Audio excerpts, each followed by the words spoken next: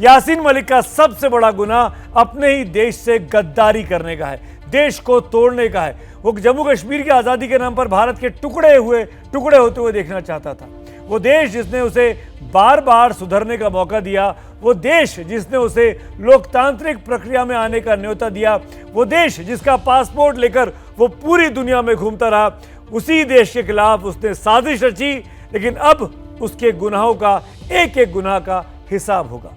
आज दिन भर कोर्ट की कार्रवाई पर एबीपी न्यूज़ की बेहद संगीन और बेहद पूरी नजर बनी रही।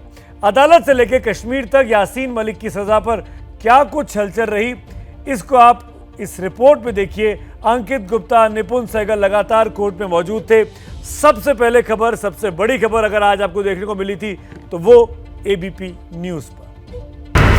जो 1 मिनट में 47 गोलियां चलाता था, आज एक एक मिनट गिन रहा था।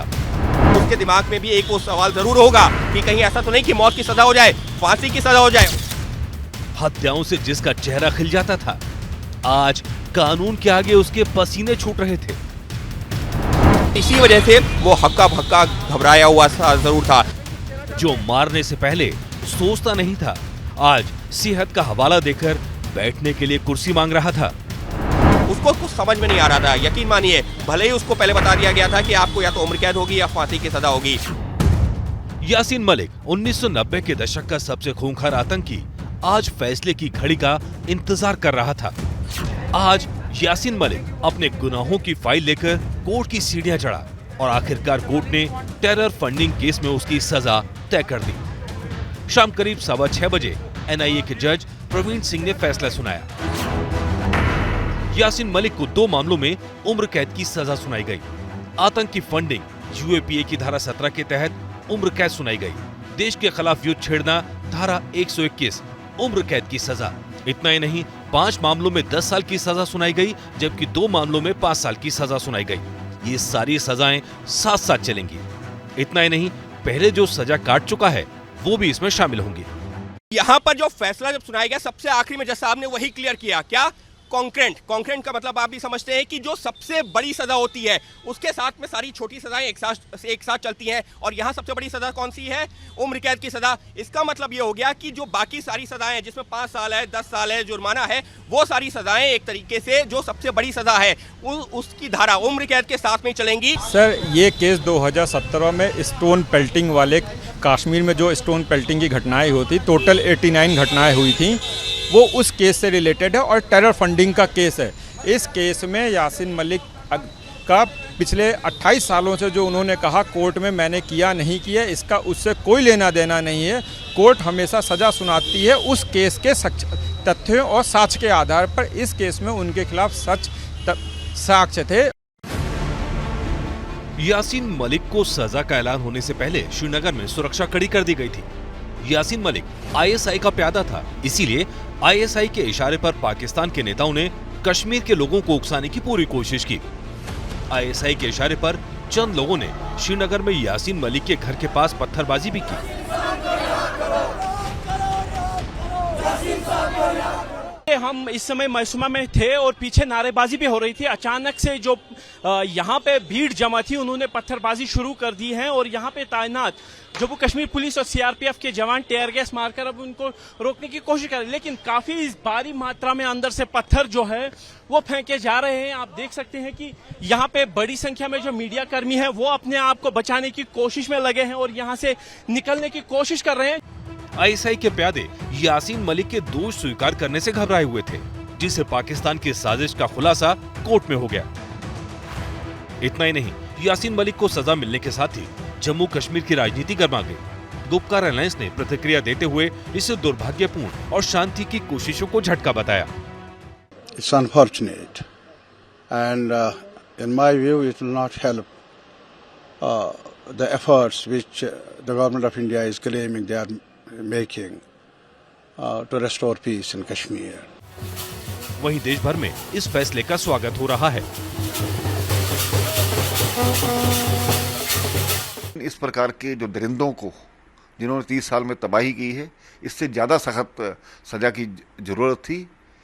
और ख़ास करके बहुत से ऐसे केस पेंडिंग्स हैं। ये तो टेरर फंडिंग का मामला है, लेकिन जो अपहरण, हत्या, इस प्रकार के जो कई इन पर केस पेंडिंग हैं, उसमें मुझे उम्मीद है कि आने वाले समय में इससे भी सख्त सजा इनको सुनाई जाएगी। यासीन मलिक के गुनाहों की लिस्ट लंबी है, लेकिन अदालत की कार्रवाई से आज पाकिस्तान के गुनाहों की एक बार फिर पोल खुल गई।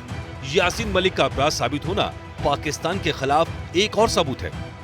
The same rule for all, खून का बदला खून। और इस केस में मैं यह कहूंगी, जो जजेस ने अपना मुनासिब समझा फैसला देना, वी मस्ट ऑनर दैट।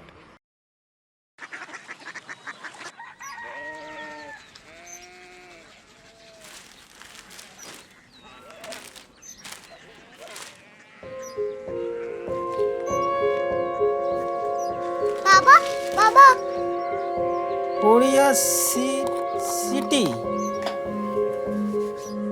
जानी ना?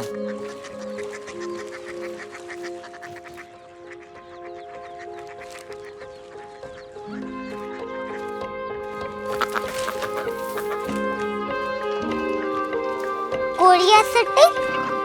हाँ।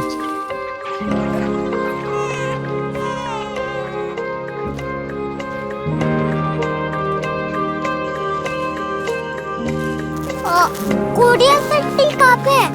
शहर अंग्रेजी लगे हैं।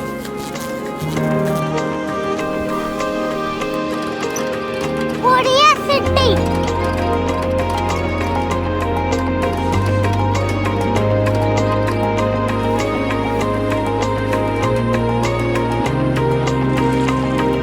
वो बहुत दूर है।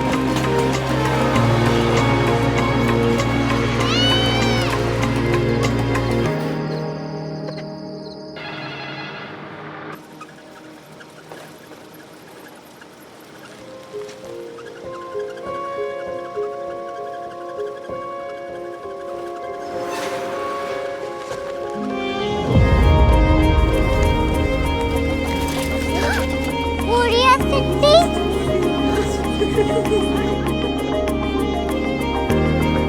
दुनिया को कुछ लोग बड़े होते हैं। कोरिया सिटी कहाँ है? प्रोफेसर साहब को पता होगा। हो, ये छोटा वाला ग्लोब लगता है। और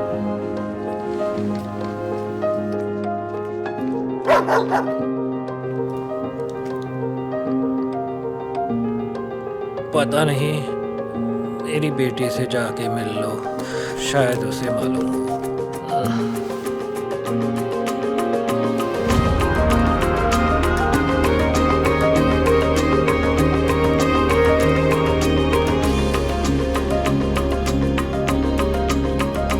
हाय,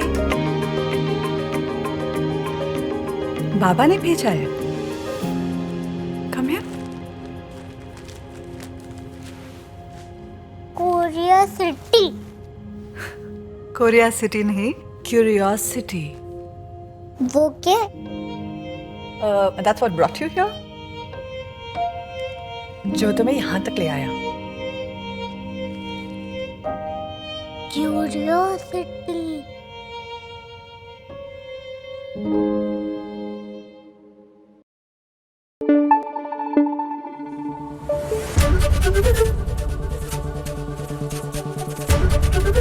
एबीपी न्यूज आपको रखे आगे।